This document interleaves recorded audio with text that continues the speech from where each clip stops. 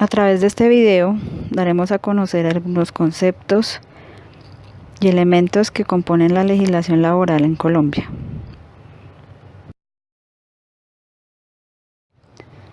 Entrando en materia, daremos inicio con el concepto de contrato.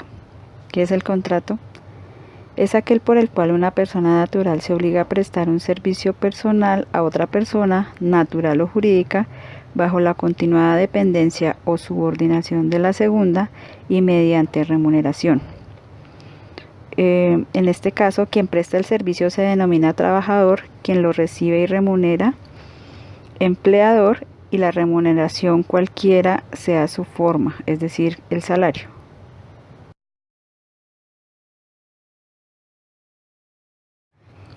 El contrato lo componen tres elementos. El primero es la actividad personal del trabajador, la cual no es más que la actividad realizada por sí mismo. El segundo es la subordinación, que es la dependencia del trabajador respecto del empleador, que faculta a éste para exigirle el cumplimiento de órdenes en cualquier momento en cuanto al modo, tiempo o cantidad de trabajo.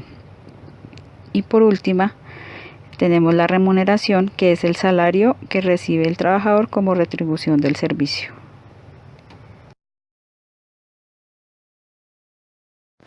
Dentro de la legislación laboral colombiana encontramos el contrato de trabajo de realidad, que es aquel contrato que la ley presume como existente y aunque no se haya definido ni formalizado, la ley considera que existe por la naturaleza misma de las actividades desarrolladas por el trabajador. Recordemos que un contrato de trabajo puede ser verbal o escrito y en cualquier caso tiene la misma validez ante la ley. En algunos casos entre el trabajador y el empresario no se acuerda ningún contrato de trabajo ni verbal ni escrito, sino que se recurre a otro tipo de figura como el contrato de prestación de servicios. El contrato de realidad se origina en la misma ley laboral, como les había dicho, más exactamente en el artículo 24 del Código Sustantivo, que reza lo siguiente, abro comillas: se presume que toda relación de trabajo personal está regida por un contrato de trabajo, cierro comillas.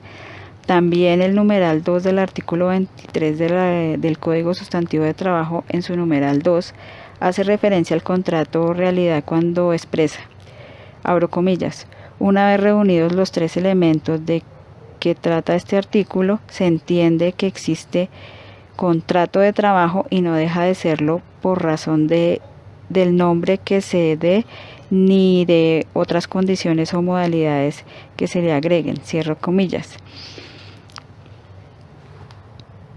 Es decir, que desde el mismo momento que se reúnan los tres elementos que componen el contrato, ya se entiende que hay un contrato laboral.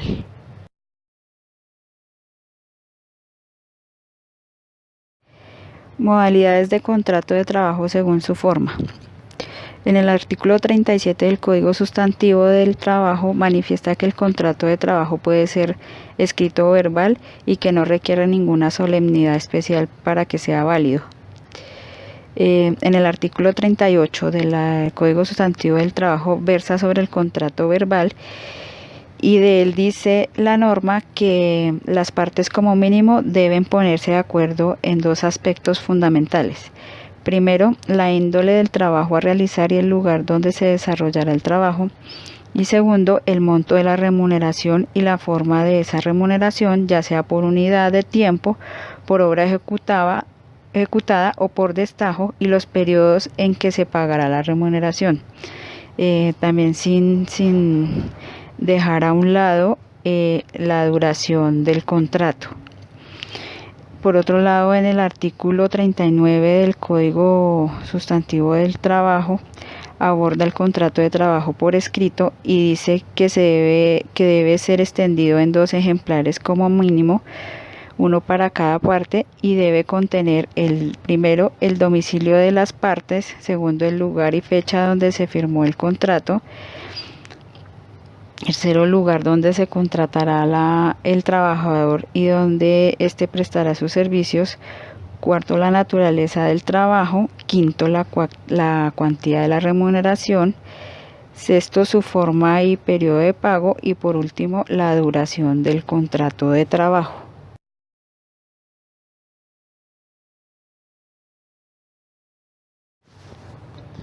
Modalidades o clasificación de contrato de trabajo según su duración. Las modalidades de contrato de trabajo según su duración son básicamente a término fijo, a término indefinido, de obra o labor y transitorio. Más adelante explicaremos uno a uno todo lo concerniente con cada uno de estos contratos. Ahora hablaremos del contrato a término fijo. Este contrato está regulado por el artículo 46 del Código Sustantivo del Trabajo, que señala las siguientes reglas. Primero, el contrato de trabajo a término fijo debe constar siempre por escrito y su duración no puede ser superior a 3 años, pero es renovable indefinidamente. Segundo, si antes de la fecha de vencimiento del término estipulado ninguna de las partes avisare por escrito a la otra su determinación de no prorrogar el contrato, con una antelación no inferior a 30 días, este se entenderá renovado por un periodo igual al inicialmente pactado y así sucesivamente. No obstante, si el término fijo es inferior a 1 año, únicamente podrá prorrogarse sucesivamente el contrato hasta por 3 periodos iguales o inferiores, al cabo de los cuales el término de renovación no podrá ser inferior a 1 año y así sucesivamente.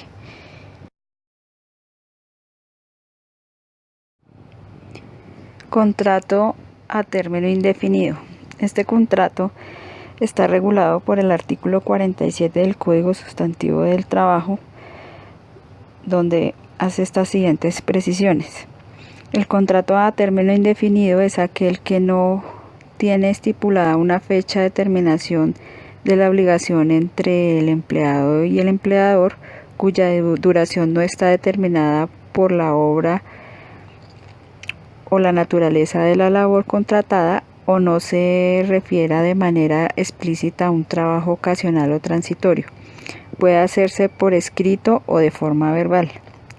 En caso de determinación unilateral del contrato sin justa causa, el empleador deberá pagar al trabajador una indemnización en los términos establecidos en el artículo 28 de la Ley 789 del 2002. Si se requieren establecer cláusulas específicas para el contrato, es necesario formalizar el contrato a través de un contrato escrito. El empleador se compromete a pagar las prestaciones sociales, como son la prima de servicios, los descansos remunerados y los aportes para fiscales. En algún momento de nuestra vida laboral nos hemos preguntado si un contrato a término fijo se convierte en uno a término indefinido. La única forma en que esto puede ser posible es el acuerdo entre las partes.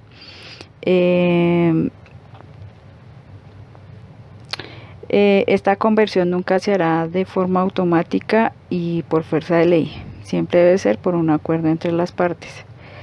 Los contratos a término fijo de 1 a 3 años son renovables de forma indefinida, aunque no por esta razón se conviertan en contratos a término indefinido. Hablaremos del contrato de trabajo de obra o labor.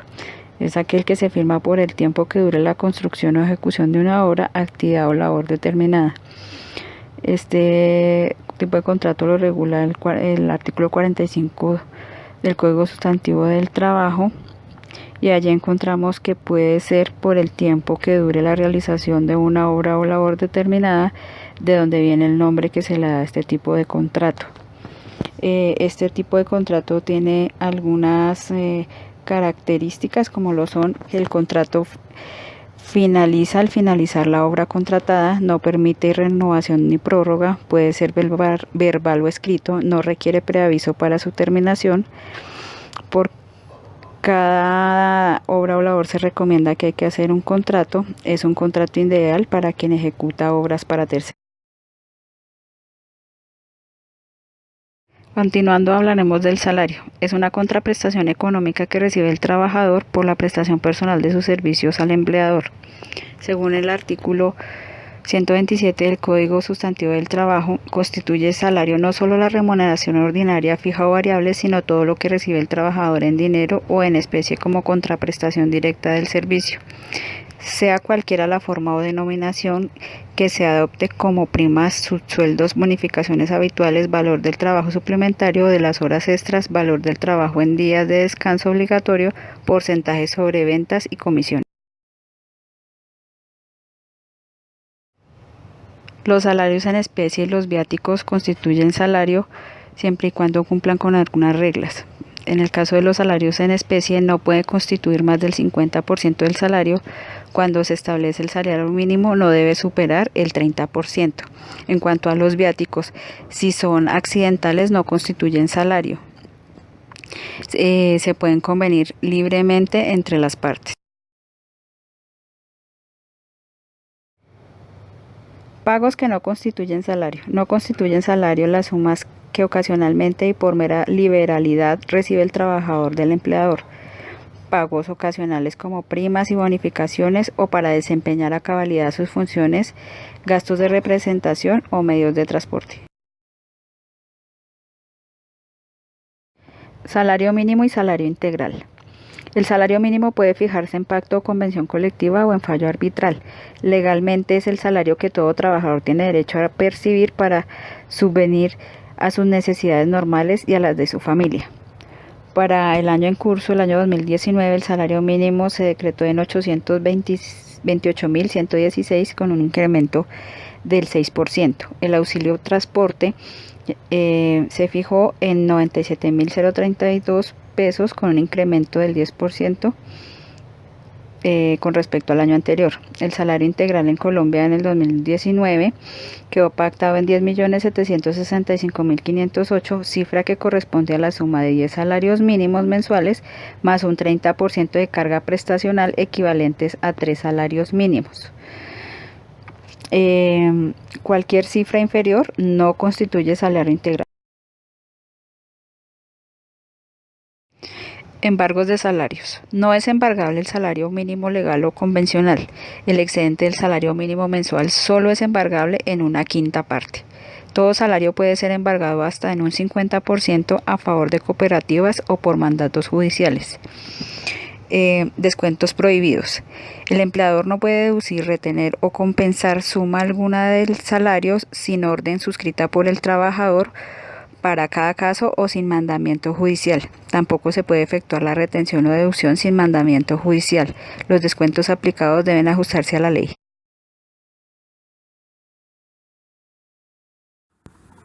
Jornada laboral. ¿Qué es la jornada ordinaria del trabajador? Es el tiempo al que se compromete un trabajador a laborar al servicio de un empleador dentro de una relación laboral.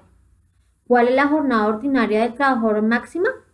Corresponde al tiempo máximo en que la norma permite que el trabajador pueda laborar al servicio de un empleador y que es de 8 horas diarias y 48 horas semanales, de forma tal que una jornada diaria o semanal superior a la ordinaria supondría trabajo suplementario o horas extras. ¿Puede una empresa aumentar la jornada de trabajo? Sí, sí puede darse el caso, si es necesario o si la empresa lo requiere, en el caso cual deberá solicitar las respectivas autorizaciones previo cumplimiento del procedimiento establecido para tales efectos. Ahora hablaremos del trabajo suplementario.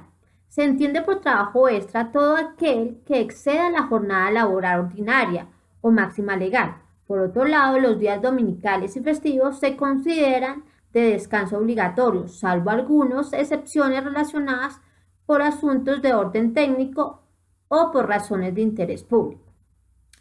El trabajo nocturno está dentro de las 9 p.m. a las 6 a.m.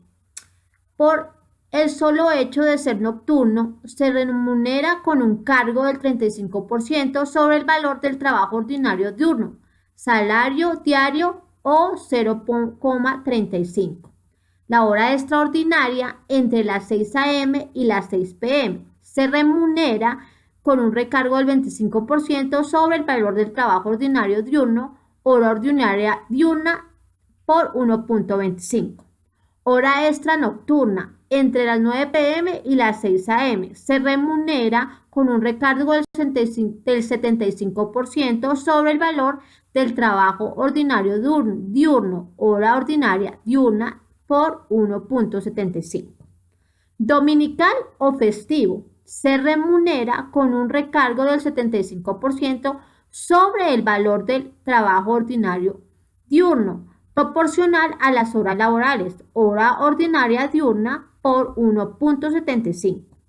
Hora extraordinaria dominical o festivo se remunera con un recargo del 25% sobre el valor del trabajo ordinario diurno adicional al 75% por ser dominical, hora ordinaria diurna por el 2 puntos. Hora extra nocturna dominical se remunera con el recargo del 75% sobre el valor del trabajo ordinario diurno adicional al 75% por ser dominical, hora ordinaria diurna 2,25. Ahora hablaremos cuándo el trabajo dominical se paga y cuándo se da compensatorio. Cuando el trabajador labora ocasionalmente el domingo, tiene derecho a un descanso compensatorio remunerado o a una retribución en dinero, a su elección. Este se cancela con un recargo del 75% y puede ser compensado en la semana siguiente con un día de descanso que no será descontado. Tips para tener en cuenta son: primero, se considera trabajo dominical ocasional cuando se labora hasta 2 domingos en el mes. Habitual, cuando se hace entre 3 y 4 domingos en el mes. Segundo, cuando el trabajo dominical es habitual, habrá derecho a un día de descanso remunerado en la semana siguiente, que no será descontado del salario. Tercero, cuando el trabajo dominical es ocasional, habrá derecho a un descanso compensatorio remunerado o a la retribución de dinero según elección del trabajador. Cuarto, si un trabajador de dirección, confianza y manejo debe trabajar de noche, un domingo o un festivo, se le debe pagar los respectivos recargos. Ahora hablaremos del tema de las prestaciones sociales. Durante la vigencia de la relación laboral, el salario no es lo único que recibe el trabajador, ya que existe el pago de otros beneficios a su favor. Entre ellos tenemos la prima de servicio, las vacaciones, las cesantías e intereses a las cesantías, el aporte a la salud y a la pensión, el auxilio de transporte, el aporte al sistema de riesgos laborales y el aporte a parafiscales. Existen unas excepciones respecto al pago de aportes a seguridad social, como el aporte a seguridad social en salud y parafiscales, cuando el empleador, persona natural, dispone de 2 o más trabajadores. Asimismo, un trabajador que devenga un salario mínimo cuesta mensualmente para un empleador un aproximado de 1.413.000 pesos, sin contar horas extras, recargos, bonificaciones, entre otros conceptos que puede hacer variar dicha cantidad. Calculemos las prestaciones sociales. Vacaciones. Base del cálculo. El salario variable promedio del último año sin incluir el auxilio de transporte, salario fijo, último demengado al momento de disfrutar. La provisión es del 4.117%. El auxilio de cesantías, base de cálculo, salario base, incluyendo el auxilio de transporte, más las horas extras, más las comisiones y cualquier otro pago considerado salario. La provisión 8.33%. Interés de cesantía, base de cálculo 1% mensual o 12% anual sobre el valor de la cesantía. Prima de servicio, base de cálculo, salario, base incluyendo auxilio de transporte, horas extras, más comisiones y cualquier otro pago considerado salario, provisión 8.33%. Hablaremos ahora aquí de la liquidación de los contratos. Cuando la relación laboral termina, ya sea porque el empleador decide despedir al trabajador o porque el trabajador, en uso de su autonomía personal, decide renunciar al cargo, surge la obligación de liquidar las acreencias que se causan a favor del trabajador por el término que haya trabajado. ¿Cuáles son los casos para hacer la liquidación? Cuando finaliza el tiempo pactado en el caso de los contratos a trabajo a término fijo. Cuando retiro del trabajo por jubilación. Cuando hay terminación unilateral por cualquiera de las partes en cualquier momento. Aplica para contratos a término fijo y para indefinido. Y por último, terminación de contrato por mutuo acuerdo. Conceptos que se deben liquidar a la terminación del contrato de trabajo. Al momento de liquidar el contrato de trabajo se deben incluir los siguientes conceptos: salarios adeudados, prestaciones sociales, aportes para fiscales a que haya lugar, aportes a seguridad social e indemnización si hubiere lugar a ellas. Tips que se deben tener en cuenta al momento de liquidar. El empleador debe pagar la liquidación en cuanto se dé por terminada la relación laboral, pues aunque no existe contemplado un plazo, tiene que pagarse lo más pronto posible.